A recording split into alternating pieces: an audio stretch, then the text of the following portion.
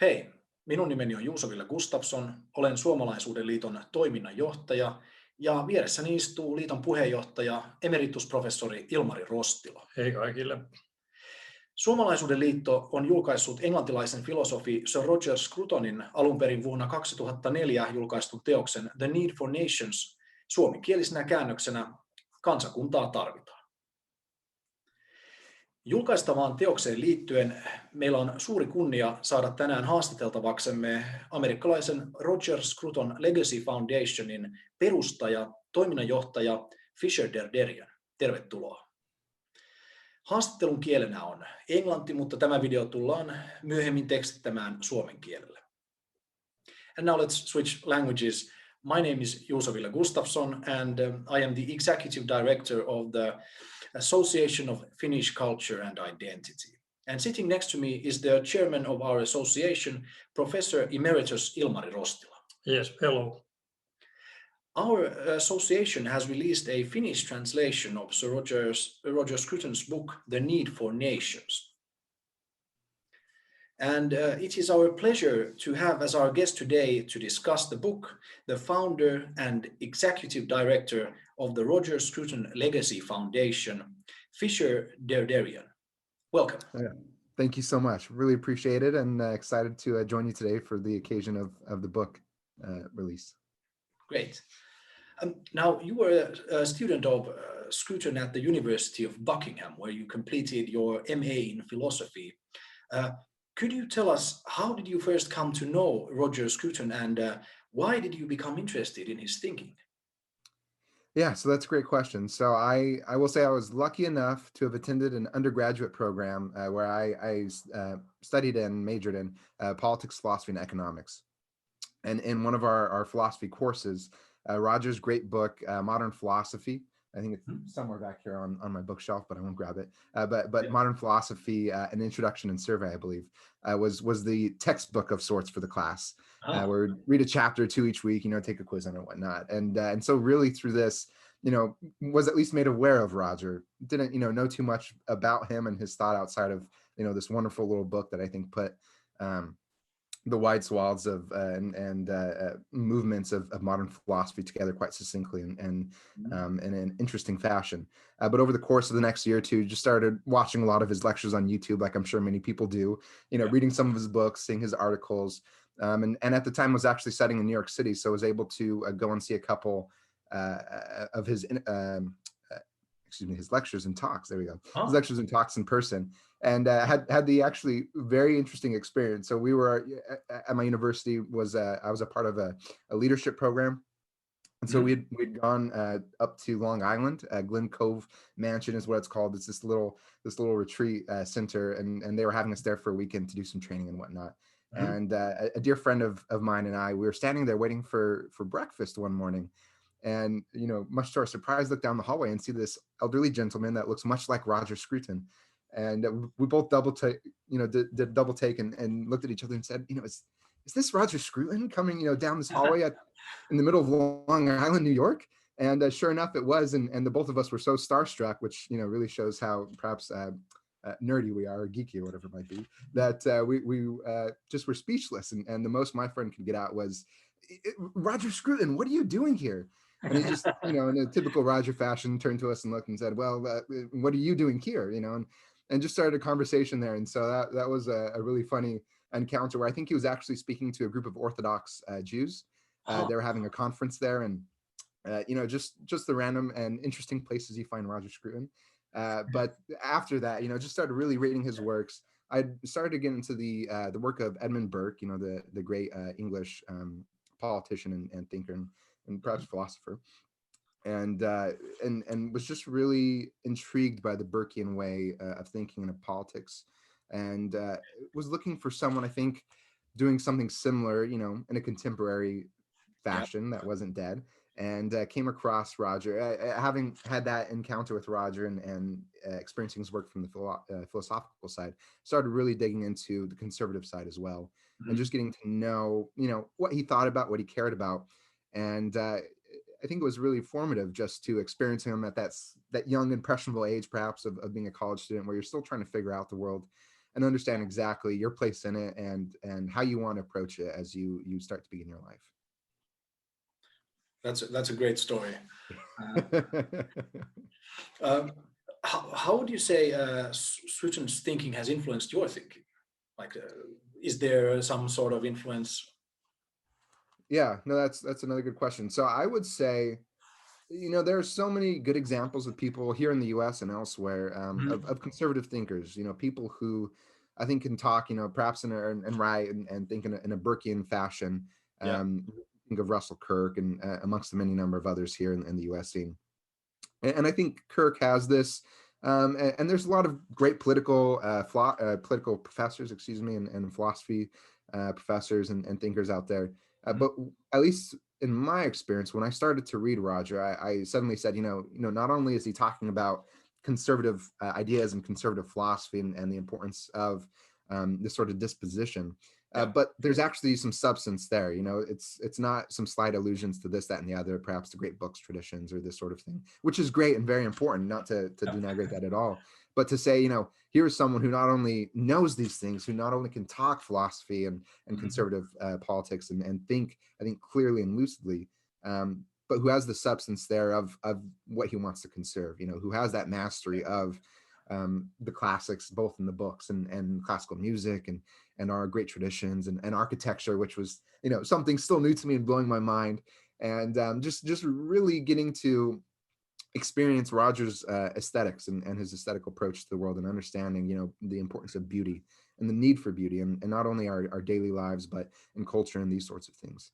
And so that was very formative for me. I think that just really impacted me in a way that started to make me think about these things in a different manner and to really consider, beauty and not just in a passing way. You go into the museum saying, oh, wow, that's beautiful, but really starting to say, okay, like, what does it look like to try to experience beauty in your everyday life? And how does this incorporate elsewhere? And how does this, shape the way we should think about our communities and how we build and these sorts of things? So I would say that certainly is a major part of it. And then I'm sure as others in this interview series have noted, Roger's approach to philosophy is just unique in and of itself.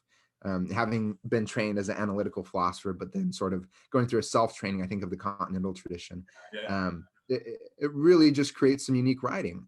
It's that experience. I've talked now with so many people, and the one thing, we all can agree upon, I think, is that Roger finds these deep intuitions, these things that we know deep down, but maybe can't quite say out loud and express coherently, let alone concisely and eloquently, right?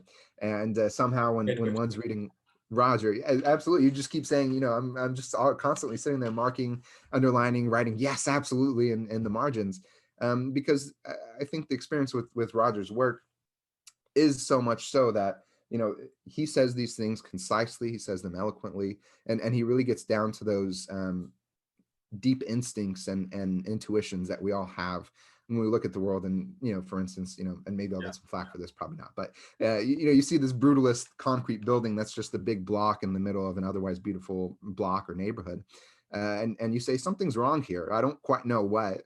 I can't perhaps quite put my finger on it, but this isn't settling right. This isn't the way it should be.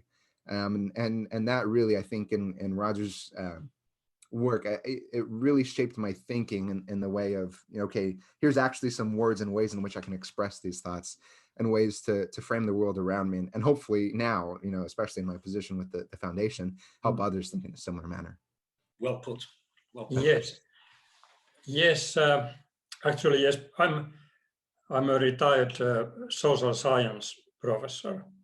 And actually, what you talked about just makes me feel and makes me remember when reading Roger's books, I become young, because I think that I have so very much things to learn from his books, and so then I feel like a student, and really. I'm a very fresh student because I haven't known his books, but just maybe 2-3 years, some of those, and like that. So his thinking is really an inspiration, and what you said about this this that he has found the words that we very often miss when we try to defend our innermost beliefs in very many, or let's say, all the human areas and questions. And then actually,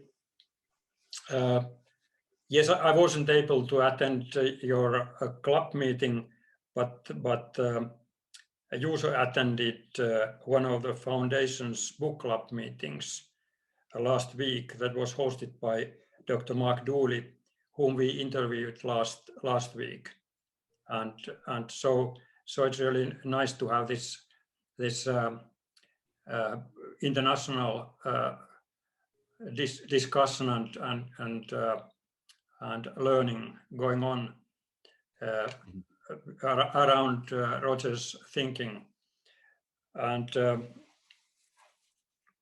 you are the founder and executive director of Roger Scruton Legacy Foundation.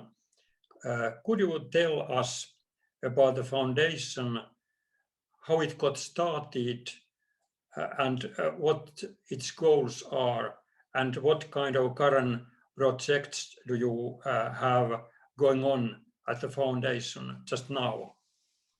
Yeah, so that's another good question. One, and to get to your earlier point, Marie, the point you just made, rather, I think what's been really amazing with this foundation, I guess this goes into question too, but what's been really amazing with this foundation work, and even in some of the experiences that I've had with working with Sophie Scruton, Roger's widow, and some of this work is just really experiencing this international community. This group of people who I think get the sense and spirit of what Roger liked to call Scrutopia, a nice little play on utopia, but he referred to his farm as Scrutopia as his home and this beautiful surrounding in which one can come and think and live well, I think. And so really, hopefully as you experienced with that book club that we did with Mark Dooley, there really is this sense and spirit of people who are fans and perhaps friends or admirers of Roger, that when they come together, it's a coming together of a community. And it may very well also be a very international one. I've been surprised with how truly international Roger's reach was. I knew, of course, there was, all of the great work he's done in Central and Eastern Europe. And he even, for instance, had some following in Brazil, but I've just been surprised at how loud these groups are and how much they admire Roger, and how big of followings they have. But to get to the question about the foundation actually started, Roger and I started discussing this about 2 years ago, maybe 2.5 years ago now, back when I was actually doing the MA program. I'm a fundraiser by trade. That's what I was doing at the time, and living in New York City, going back and forth, essentially doing red eyes, because I couldn't get my wife to move to London for a year, and naturally we still needed to work. So I still needed to work, at least to bring some income in. So I would go over, for a day or two and spend some time in London and come back, and just getting to sit around a table at the MA program. The format was that there were 12 evening seminars where we'd sit there and be in the Reform Club down in central London. And Roger would give us a lecture, or some guest philosopher, from Oxford or Cambridge or wherever it might be around the UK. They'd give us a lecture, and you'd sit there for an hour and a half, just listening to them, asking questions, and then go to the room next door, have a glass of wine while dinner was set, or the table set for dinner. And then we'd go back and sit down and just have an evening together, discussing philosophy, drinking wine, as Roger was wont to do, and many of us are, and enjoying a nice dinner together, and just thinking through the topic for the evening, as well as whatever else might have come up in discussion. And it, as you can imagine, it was a dream. I really enjoyed that. And so in the course of that, and doing my tutorials with Roger and the other advisors, we got to talking, and I said, well, look, Roger, people in the US are interested in you. There is some interest there, and I'm sure that we could find someone who would like to get behind you, would like to support your work. And this really began this long conversation of trying to figure out what exactly this would look like. And in a typical Roger fashion, his dream and goal was to have people pay him to feed his chickens. I think that's what his real hope was, that he could sit at home all day and feed chickens and do some writing and teach some students around the farm, and then he'd get on with it. And so we really wanted to do something in this fashion, and we had been working up to it. Then he was, of course, diagnosed with cancer last July. So that put things on pause. But when it looked like he was recovering again back in November, got back to it, started having some more discussions and reaching out to people. And he actually, he and I, put together some stuff, and he gave me a signature to start working on his behalf. And in the midst of that, of course, contracted pneumonia and passed away shortly thereafter in January. So that really changed things. Obviously it changed things, but the conversation was no longer how can I, work alongside Roger to help him do the things that he wants to do, but now how do we honor this great man? And I think this has been, both a very exciting and intimidating task in front of me, to have such a man's legacy and such a great body of work and just a good man himself. To try and honor him and further that and really propagate it and teach people about him has been the big question. So I know this is a long roundabout way to give you some perhaps history on the foundation. It's great. Yeah. Okay, good. Very good. Well, and then so when we started getting COVID, I said, okay, here's an opportunity for us to at least start reaching out to people because everyone's now at home, right? I couldn't travel anyways, and now could start talking to people all over the world, really, and it would be a normal thing to do. So that's when I really started to think through, who are the people that Roger knew, who are the people that are big admirers of Roger that have some importance or influence in some of the areas that he cared about, and really brought together. I think it's 31 people right now between our board of directors and our two advisory boards, academic and a more general one. But really brought this great group of 31 individuals together. And said, let's think together, and think through what it looks like to honor Roger's legacy, to honor his work, and to continue it. Not only be a museum of sorts, but also something that builds upon it. So, the foundation's mission statement, just to say it quickly, is the Roger Scruton Legacy Foundation exists to establish Sir Roger Scruton's legacy through the conservation, care, and continuation of traditional wisdom and culture from the Western tradition. And I think this is, right in line with what it was. He and I talked about this, and actually he was happy about it, though I think he wanted the word humane in there. So we went back and forth a little bit on that. So with that, it's just been the question of trying to figure out, okay, how do we actually do that? And what does that look like? And so the way I've been thinking about the foundation, the way we structured the foundation really is that the goals are twofold. The first is, of course, to educate the public on Sir Roger Scruton. We want to teach people about the man, just as you're doing with this wonderful translation of his book. Teach people about the man, teach them about his work, his writings, get people to continue to read it, to talk about it. And really, it's been put nicely, I think, by one of our board members, Mark Henry, who says, we want Roger to be as known and as referenced and as established in the Academy as, say, John Rawls, someone who is just cited by everyone doing some sort of degree, and he's just so influential and important. And I think, and hopefully you agree with me here, that Rogers is a figure that can truly do that. Not only, as we've said before, is he a philosopher, he's just written on so much and thought so deeply about so many things, and has produced so much too in music and elsewhere. So that's the first thing, but building on that, and I think getting what you were, or with what you were getting at, Ela Marie, with the sort of energy, the youthfulness behind Roger's writing. I think anyone that's read Roger's work knows that, there is that energy there. It's not just a quick, dry, sundry statement of arguments and logical propositions and so on and so forth. But there's an energy behind it where he's giving his arguments and then telling you why it's important and doing so in such a way that's eloquent and beautiful. And so I think it would be a shame for us to just let that, be relegated to the history books and, let it sit on a shelf. And I think to properly honor Roger, we have to build upon that and further that. And so some of the work there that we're trying to do is just do additional initiatives where we continue, not only teach people, but continue his work and actually add to it in a sort of Scrutonian fashion. So that's my long-winded answer. Some of the current projects we're doing, we've been doing this great series, just again, given COVID and the sort of parameters and restrictions it puts on us. Been doing a great online Zoom series where our senior fellow in the built environment, Samuel Hughes, who is actually one of Roger's former research assistants and worked with him for a number of years.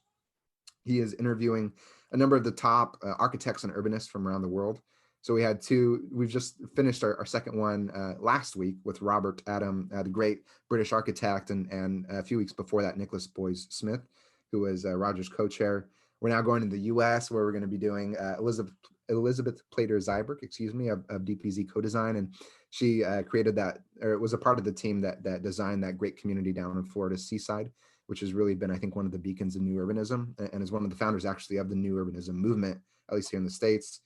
We'll be talking with Duncan Stroik, who's a great architect of cathedrals and sacred spaces. And then we're going to go a bit more international. We're going to talk with the team down in Guatemala who built Keala. We're going to talk with Angard Setrabandu, and forgive me if that name is mispronounced. We'll be seeing him hopefully in February. But he's a Thai architect who actually is the Driehaus Prize laureate for the year, has done some really wonderful work. Another great architect, Egyptian architect, Abdel Wahed El Wakil, who's another Driehaus laureate. So and these things go on. There's a few more people, but really just interesting stuff where we're trying to, again, not only explore Roger's legacy, but add on to it and continue the discussion, and hopefully be able to help shape some of these public conversations around these topics. So in the future, once we can do things in person, and once we get beyond just having to do everything on Zoom, which as annoying as it is, has its own virtues and benefits. We hope to do some more actual public lectures, some seminars, bringing in college students from around the world, some conferences, really trying to think through some of the questions Roger left on the table for us to consider, and so forth. And so there's a lot of exciting things. We're still young. We're still only, I think at this point, 2 or 3 months old. So there's still much more room for us to grow and continue developing. But that really, I think, is the general overview of the Roger Scruton Legacy Foundation up to this point. Great. And yes, and I think that first of all, it's a great mission statement, and I hope you do well. I'm sure you will do well, because there are people not only in the US but also probably soon in Finland, while we get these books out, that are interested in Scruton and his legacy, and your foundation as well. Yes. Yes. Yes, there were some matters that we might come back later, but now about this our book, which really we have this kind of first copy of kind of prototype copy of the book. So our association, I should say that just shortly that our association, Suomalaisuuden liitto, the Association for Finnish Culture and Identity, is a traditional Finnish cultural organization that was founded 1906. Actually, it was the 100th birthday of, you may know, a Finnish philosopher, Johann Wilhelm Snellman, who was a student of Hegel's, and was born 1806. And so to give homage to him, this society was built or really started, and its aims are to strengthen national consciousness and to promote national way of thinking amongst the Finns, as well as to advance Finnish language, culture, and a democratic way of thinking. So when we read The Need for Nations for the first time, I think it was like maybe 2 years ago, something like that. So we got this aha feeling that we were actually just already talking about, that someone is able to really put into words ideas and thoughts on some matter that one has been thinking about but hasn't really been able to clarify or express himself. We felt that that the ideas expressed in this book are important right now in Finland and in the whole Europe, of course, and that we just have to translate this book into Finnish. Just to keep on the discussion about the book and trying to kind of clarify the interest in it. So why do you think that this Scruton's need for nations or some particular idea in the book is or should be important, interesting, or meaningful to us at the present time? Yeah, so well, I first have to say congratulations on a beautiful book. I'm really pleased to see the cover. I know you sent it to me earlier and was just really impressed. A very attractive book and really a great initiative. I think to get to your question, The Need for Nations is like all of Roger's books. It's succinct and concise, but even more so, in a way that perhaps one of his 300-page books isn't. It gives you the basics and the foundations, at least from Scruton's view, I'd say, for the nation state, its importance, and really defends it against the current threats against it, defends it against the current threats to it, excuse me. And so I think, this conception, he outlines within the book the tribe, the creed, and the nation state as three different forms of association, of organization within society. It's a really important idea. This is the sort of thing that is certainly under attack as we encounter more ideological movements, especially here in the States. I know he mentions it in the book too, the political correctness culture on American universities that we're now seeing really spread wide and throughout society here, at least in the US. I know it's affecting elsewhere, though perhaps I'm not as familiar with the current situation in Finland. But that being said, really being able to defend the nation state, what it is, why it is such an achievement. And like with all of Roger's works, recognizing its importance and how our traditions as a Western society, as a Western culture, have led us to this point of the current nation state organization. So I think generally the book itself is just a wonderful short statement on these things, why they're important. It's very accessible and very easy to read. All of, at least my version is, I think all of 50 pages, 55 pages. Yeah. So naturally it's one of those books that even though it's 50 pages, it still takes you hours and hours to read because you have to go back and just really, digest what's in it. But I think it puts forward a clear and concise vision as to why this is important and why we should care about it. Yes, I actually have to say here that what you talked about, the eloquence of Roger Scruton's writing. So it really was for us a bit a challenge to put it in Finnish because you can't imitate such a writer as Roger is. So we just had to timidly try to put it in Finnish what he has written in English. And actually, I think now we are pretty happy with the result, but of course we can't catch the eloquence of his words. Well, and I will say, sorry if I might just jump in. One of the things that I think too that he at least highlights in this book and develops more elsewhere in some of his other works, that to my mind is at least an original contribution, is the idea of oikophobia. The resentment of what's ours. And I imagine you're probably going to get to this soon enough. So maybe I'm jumping the gun here. But I just think this is such an important concept. And even on the flip side, perhaps we might discuss a little bit further too. So oikophobia was what he talks about here. Oikophilia is another concept he develops. And I think you see the roots of in the idea of national loyalty in this book and whatnot. Yes. But perhaps we might say a word about that, but I'll jump out of the way now because I jumped in. No. Yeah. One thing I think that makes his book very up to date now is the development in European Union, which he really clearly analyzes this European Union challenge for nation states, and I think it's really very up to date insight that he gives us still today.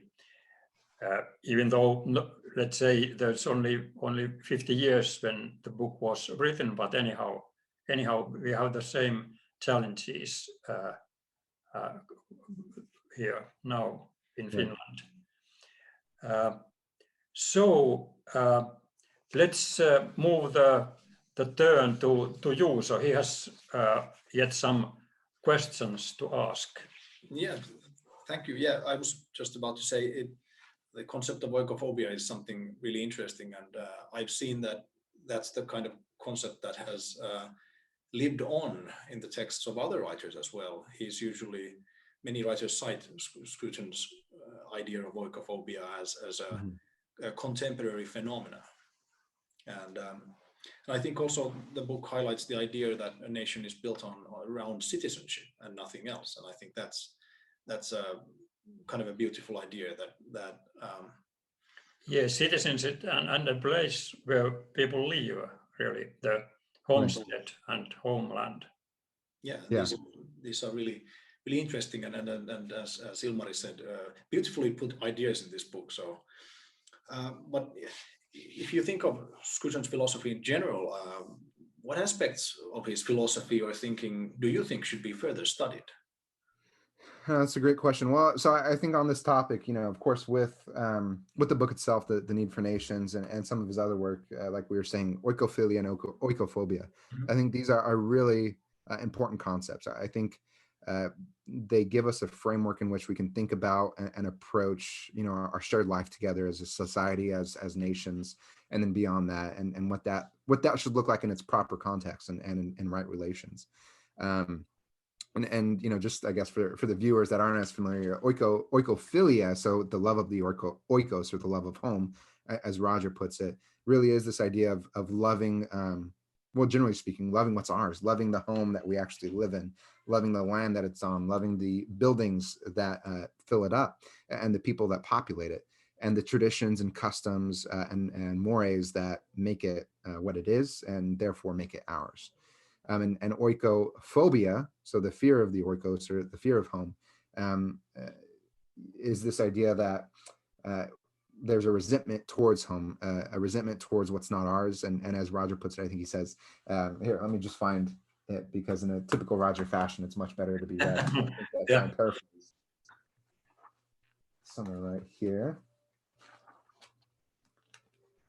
He says, no adequate word exists for this attitude, though its symptoms are instantly recognized, namely the disposition in any conflict to side with them against us, and the felt need to denigrate the customs, culture, and institutions that are identifiably ours. And really then he goes on to say the repudiation of inheritance in home. So a repudiation or resentment towards what's ours. And I think these ideas are very crucial and important, especially at least in the U.S. situation, which I'm most familiar with.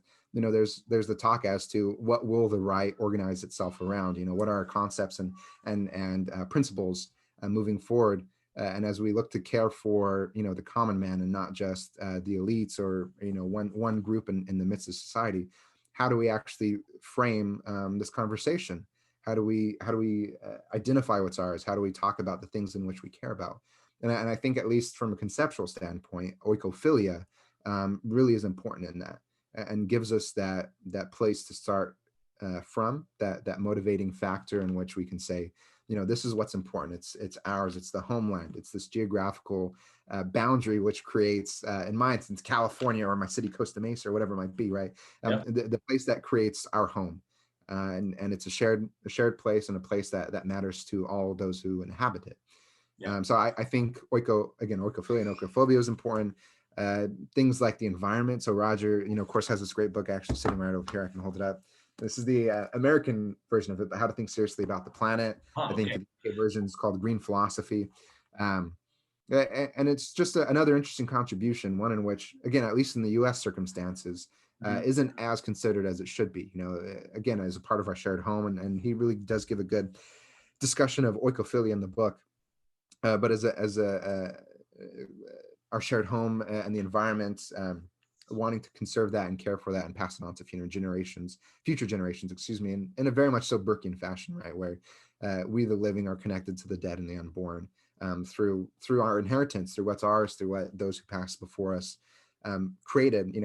I think, what does he say in one of his other books, over a lifetime for more than a life, and this sort of thing. I think that's from Hunting. He has some wonderful little passages there, and even going with that too. Now I'm on a bit of a rant, but going on with that too, the idea of the imagination. So, and on Hunting, for instance, he talks about this idea of patriotism of the imagination.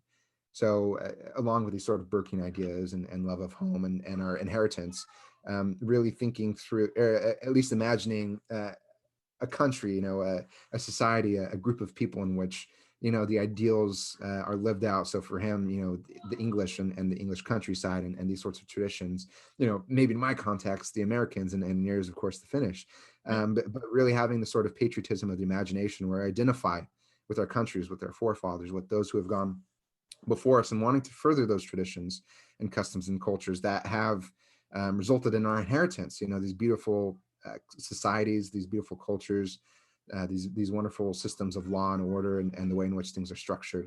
That all these things are very important, I think, and then of course beyond that, aesthetics and art and beauty. Yes, yes, really. And so actually, it's so very, very relaxing because we are the persons who are very much working on Finnish Association for Finnish Identity and Culture.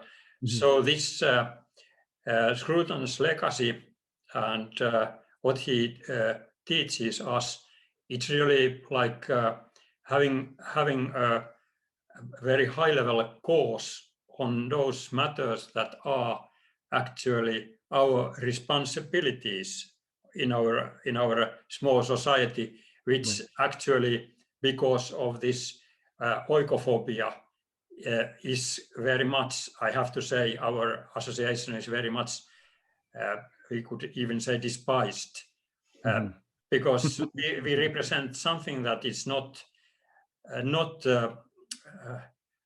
what is wanted in a way generally, but we have to work hard, and I think that we can really make things changing, and so but really I just have to say that being acquainted with Roger's works, it's really giving much hope to us, and we can always find some ideas and perspectives from his writings that help us in our work, even though that we are just one small nation in Europe. So it's really, in that sense, it's very international, this thinking. Right. Well, I will say there, I think, with Roger, he is so fiercely local, he's so fiercely English and loves what's his, and loves it well. And I think you'll find with many of Scrutopians or Scrutonians or whatever, we might identify ourselves as, but we all share this love, this oikophilia, love of our home, love of our country, and whether that's Finland or the United States or anywhere in between and beyond. It really gives us, therefore, I think, a point to come together. With Roger's work, if anything, it's a case study in the love of England. So he provides us these principles and this philosophical approach and way to think about how we might love our home by loving his well and giving us that example. And I think that's what is so attractive about a Roger Scruton. Here's a man who's not only deeply learned and knowledgeable and eloquent and can speak well on so many different topics, but he also walks the talk. He lives out life on the English countryside and shows you it is possible to return to your ideal country, right? The patriotism of imagination, and live it out and at least continue it on for future generations if it's not much appreciated now, or at least perhaps only in these small corners and conversations being done remotely across the world. So I'm absolutely with you, Lily Marie. So just to say. Thank you. And finally, let's return to you for a bit. What kind of things are you doing or working on at the moment, whether in philosophy or at the foundation?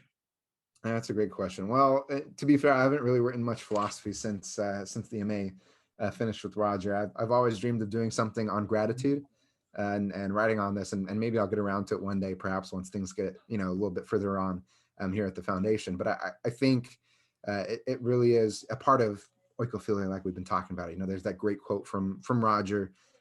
Conservatives must start with the sentiment all mature people can readily share, that things are easily destroyed but not easily created, or I might be butchering it slightly, but something along these lines.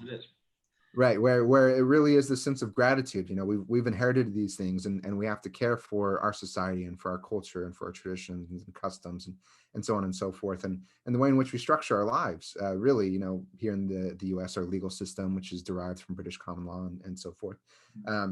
So I think in my ideal world, I'd be able to do something on that, and looking at it beyond just the emotion, though that included, as well as a bit more societally. But that being said, with the foundation, that's where really a lot of the work is. We're looking at a number of things. We're trying to consider projects. We'd love to continue thinking about Roger's metaphysics and his approach and way of thinking on that. And there's some interesting things in the work there. The beginning of which is a small foretaste, but we're doing a book, a reading group, a proper reading group through The Soul of the World, and we hope to do a number more. A really great book, but hope to do a number. That's interesting. I have been reading the book, but really, there are so very huge ideas that you have to really kind of have time to swallow them down. Absolutely. And hopefully, a good guide to help you actually understand what you're reading. Sometimes it's easy just to read it and say, this is great, and then you move on, and then you just have to keep it in mind. So we hope to do more book clubs like that. I think that's going to be really important. And I don't know, did you sign up for that, Juuso? Are you joining us for that? I had an idea, but I haven't done that. So there are always questions about the time schedules and like that. So but it's really interesting. So let's see. I will most definitely join you again when I have the opportunity, and I recommend it to everyone watching. Go to www.scruton.org and check out the schedules and just join in the conversation. I highly recommend it to anyone. Yeah, absolutely. Yeah. Well, thank you for that plug. And hopefully in the new year we'll be doing a number more. I think that's really going to be an interesting contribution we can at least do now, and especially given COVID and given these restrictions. The online format makes sense, but it allows us to do it in a really wonderful manner in which people from around the world can participate. So I think that'll be great. And continuing this architecture series and trying to think through other ways in which I think we can contribute to the conversation. And we really do hope, I think, in the future to bring together people doing work in traditional art forms. So with that, I'm thinking architects and urbanists, but I'm also thinking musicians and painters, perhaps people in literature, though it's hard to, I guess, really identify what a traditional literature form is. But that being said, people working in these sorts of forms, and even artisans, I think, within that. So excuse me, did you say about the literature studies? So that you have a person who are interested in literature? Yeah, because that's one of my retirement hobby, Finnish classics and like that. So Ilmari is actually working on a book in which he applies Scruton's thinking to analyze one of the classics of Finnish literature. Yes, Seven Brothers. I think it's really fascinating story about homecoming. And so it's very easy to make Scruton's approach and philosophy relevant to that, analyzing that book. That's great. I'm really pleased to hear that, and hopefully, we'll be able to support other efforts like that. I think really, if the foundation is doing what it should be doing, it'll be helping support and fund people dedicated and devoted to this sort of Scrutonian vision of the world, or philosophical, at least sympathetic to his philosophical vision at the very least. So I really hope we can join in on that, and hopefully any future efforts in translating some of his works, I think, would be really fantastic too.